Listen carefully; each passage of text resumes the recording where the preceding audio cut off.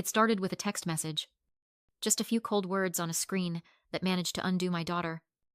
Lily, my mom, Kimberly, wrote, "We're skipping Lily's birthday. Things are tight. No apology. No phone call. Just a statement. My daughter was turning 8. She didn't ask for much. Ever. She just wanted her grandparents there. The way they always were for my cousin's kids. She talked about them with this light in her eyes. This unwavering hope that this time they'd show up for her. I stared at the message for a long time, the words blurring, before I typed back a simple, "No problem." I didn't want to start a fight. I told myself maybe they really were struggling. I knew I was. I was the one paying for their little luxuries. The things they couldn't afford, but felt they deserved. Lily's birthday came and went. We had a good time. Just the two of us, and a couple of her friends from school. But I saw the way her eyes kept darting to the door. A few days later, I was scrolling through social media. I shouldn't have been. But I was. And there it was. A whole album of photos from my parents' house. A huge, catered party for my cousin Megan's 2 boys. There was a bouncy castle, a mountain of presents wrapped in glossy paper, and a professional photographer capturing every perfect moment. My mother had even captioned one of the photos. "So blessed to spend the day with our favorite little ones." Favorite. The word hit me like a physical blow. That night, Lily crawled into my bed. She was quiet for a long time. Just a small, warm weight beside me. Then she whispered it. Her voice so small I barely heard it. "They forgot me again." Didn't they? That was it. No tears. Just a quiet statement of fact. That was the moment something inside me finally snapped. I thought about every bill I'd covered. The monthly subscription to my mother's favorite wine club, so she could have her fancy bottles delivered to her door. My dad's golf outings, which he always called networking, but were just an excuse to drink expensive beer with his friends. I was funding the very lifestyle they used to ignore my child. The lie wasn't just that things were tight. The lie was that they cared at all. Rage. Cold and clean. Settled in my chest. I didn't say a word. I just picked up my phone. Logged into the wine club website using the password I'd set up for my mother years ago. And I canceled her subscription. It was a small thing. But it was a start. The consequences arrived 2 days later. It was 9 in the morning when the banging started. Loud enough to shake the pictures on my wall. I knew who it was before I even looked through the peephole. My father, Michael, stood on my doorstep, his face red and blotchy with rage. I opened the door slowly, and he didn't wait for an invitation. He stormed past me, waving a piece of paper in his hand. It was the cancellation notice from the wine club. He shoved it in my face. His voice a low growl. "What is this? You think this is funny I didn't answer?" I just closed the door behind him. Lily was in her room, thankfully with her headphones on, but I still spoke quietly, calmly. "It's not funny. It's done." He looked at me, his eyes narrowing, like he couldn't comprehend my defiance. This wasn't about the wine. It was never about the wine. It was about control. He was here to scare me, to bully me back into my role as the dutiful, silent benefactor. He went on a tirade about how ungrateful I was, how I was trying to embarrass them, how I owed them. I let him yell until he ran out of breath. I didn't flinch. I just stood there, waiting. When he saw his usual tactics weren't working, his anger shifted into something colder, something far more vicious. He leaned in close, his voice dropping to a conspiratorial whisper. "You want to play this game? Fine. How do you think your ex-husband would feel if he got a call from me? If I told him you were becoming unstable? That you're not fit to be looking after Lily?" My blood ran cold. He wasn't just threatening me anymore. He was threatening my daughter. He was threatening the one thing in my life that mattered. In that moment, he stopped being my father. The man standing in my living room wasn't family. He was a monster. A bully willing to destroy my life. To take my child away from me. All over a cancelled wine subscription. He saw the flicker of fear in my eyes and he smiled. A cruel. Triumphant smirk. He thought he'd won. He thought he'd found the one button that would put me back in my place. But he was wrong. He didn't break me. He just showed me exactly who I was dealing with. This was no longer a family disagreement. It was a war. And he had just made it clear that my daughter was on the battlefield. That was a line I would never let him cross. After he left, the rage was gone. All that was left was a terrifying, icy clarity. I couldn't fall apart. I had to act. I picked up the phone and called my colleague. Ashley. She's sharp, pragmatic, and the most no-nonsense person I know. I explained everything. The threat about my ex. The years of financial drainage. The constant manipulation.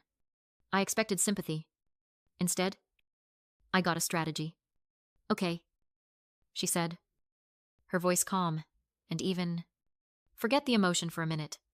This is a business transaction. You're dissolving a toxic partnership. We need to create your severance package. The phrase hung in the air. A severance package. It was perfect. It was clinical. It was exactly what I needed. Ashley walked me through it. A step-by-step checklist for a complete financial untangling. That afternoon, I sat down at my laptop and created a new spreadsheet. I titled it Severance Package.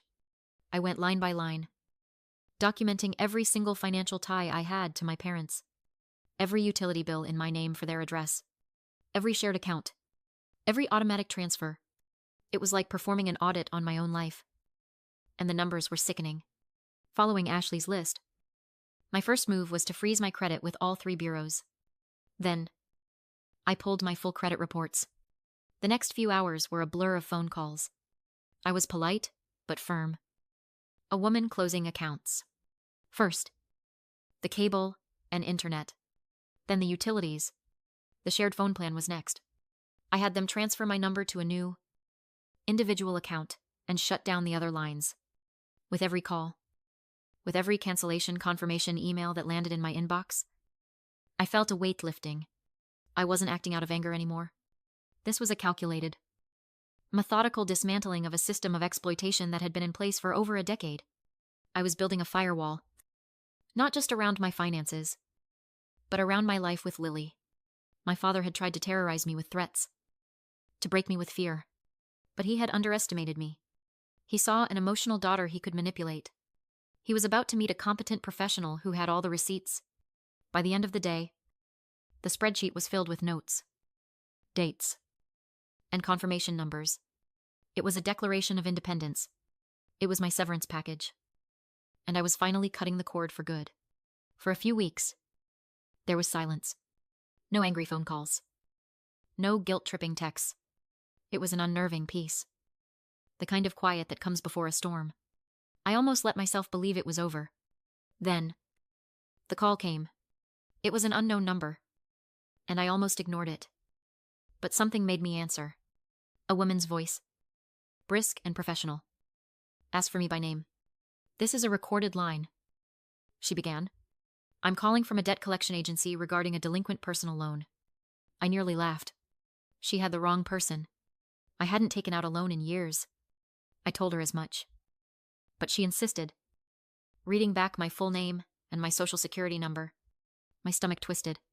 She agreed to email me the loan application. And when I opened the attachment, I felt the air leave my lungs. It was a loan for $16,000. Taken out 6 months ago. The address listed was my parents' house. And at the bottom of the page was my signature. Or at least, a sloppy, arrogant imitation of it. It was my father's handwriting, trying to be mine. The betrayal was so profound, it made me physically sick. He hadn't just threatened me. He had already acted. He had committed a crime against me. I remembered Ashley's advice, dig deeper. I went back to the credit reports I had pulled weeks ago, this time looking at them with new, suspicious eyes. At first, I hadn't noticed anything besides the accounts I already knew about, but then I saw it. Tucked away in the fine print were 3 accounts I didn't recognize. 3 high-interest store credit cards, all opened within the last year. One for a home improvement store, another for an electronics retailer, and a third for a high-end furniture store. All of them were in my name. All of them were maxed out. The total was nearly $24,000, on top of the $16,000 loan. This wasn't a one-time mistake or a moment of desperation. This was a system. He had been using my good credit, my identity, as his personal slush fund for months, maybe even longer. He had been funding his life by committing calculated systematic fraud against his own daughter. The man who had threatened to call me an unstable mother was a criminal. The silence hadn't been peace. It had been the quiet confidence of a thief who thought he'd never get caught. Armed with the fraudulent loan application and printouts of the credit card statements, I walked into the police station the next morning. The air was sterile, smelling of disinfectant and old paper. I sat across from a tired-looking officer and laid out the documents one by one. I explained the situation calmly, factually, as if I were describing a problem with a client's account at work. When I finished, he looked at me and asked the question that would change everything. "Ma'am, are you willing to press charges?" There was no hesitation. "Yes," I said. "I am." In that moment, the power shifted. I was no longer the victim in a messy family drama. I was the complainant in a criminal investigation. The news of the police report spread through my family like a wildfire. The first wave of attacks came from my father's enablers. My Aunt Susan sent a string of texts, calling me a monster for turning on my own family. My cousin Megan took to social media, posting vague statuses about how some people would rather see their loved ones in jail than show a little grace. Their words were meant to sting, to shame me back into silence. But they didn't. Shielded by the hard reality of a police report number, their attacks felt hollow, like the buzzing of distant flies. I didn't argue. I didn't defend myself. I just blocked their numbers and their profiles, one by one. The drama they were trying so desperately to create couldn't touch me anymore. A week later, I received a letter. The envelope was cheap, the address scrawled in my father's familiar hand. I opened it, my hands steady. I expected a plea, maybe even a twisted apology. Instead, it was a single sentence written on a torn piece of notebook paper. "We needed the money, and you didn't." That was it. No remorse, no shame, just justification. The letter was the final, pathetic confirmation that I had done the right thing. He wasn't sorry for the crime. He was only sorry he got caught. I folded the piece of paper, placed it in the evidence folder with the rest of the documents, and felt nothing at all. He had shown me who he was. And for the first time in my life, I believed him. My decision was no longer just about protecting my finances. It was about enforcing a law he had broken. Months later, the legal proceedings had become a distant hum in the background of my new life.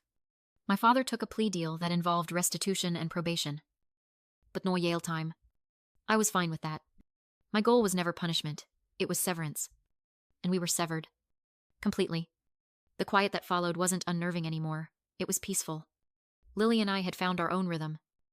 A life free from the weight of their expectations and disappointments. Our little apartment felt bigger, brighter. One Saturday, my sister Sarah came over. She was the only one who had stood by me, quietly offering support without judgment.